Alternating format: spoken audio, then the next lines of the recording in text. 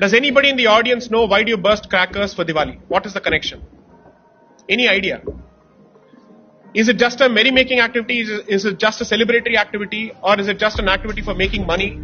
Why do you burst crackers? What is the nexus?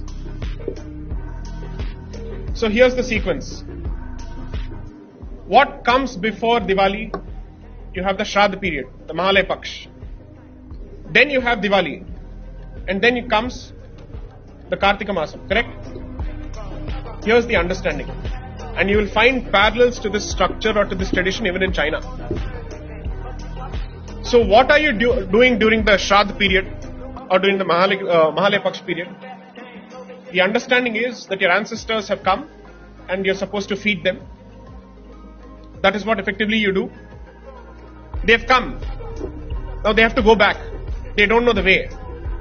You light the sky for them to find their way back to heavens. There is scripture after scripture after scripture that says that this is to be done. It's called Akasha Deepam. We had to cite all of the scripture before the Supreme Court because the Supreme Court in just 8 lines without discussing any evidence had taken a position that bursting of firecrackers during Diwali is a mere celebratory activity. It's a merry-making activity. It is not a ritual. I'm sorry, it is a ritual. You can regulate it. You can limit it. When you burn sparklers, do you think there is a word for it in Sanskrit? Or do you think that sparklers did not exist when Sanskrit existed?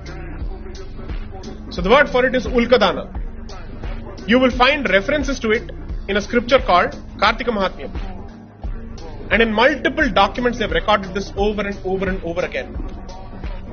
Britishers have written, Indians have written, our scriptures say so. But we don't know. If somebody had approached the Supreme Court representing the rights of the Hindu community and other communities, there are any number of variants for Diwali. The Sikhs actually celebrate it as the Bandi Chhod Divas.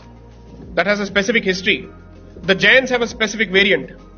Is it a coincidence that all these communities celebrate Diwali in one way or the other around the same period of time? Surely it's not coincidence. There must be something common to all of this.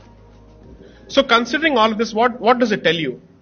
Your ignorance with respect to your own traditions is going to be used against you to humiliate you, to shame you, to call you a patriarch, to call you a chauvinist, to call you whatnot, until a point comes where you would have decided to give up your identity altogether. Whatever is happening around you is not a struggle for resources, but it is a struggle for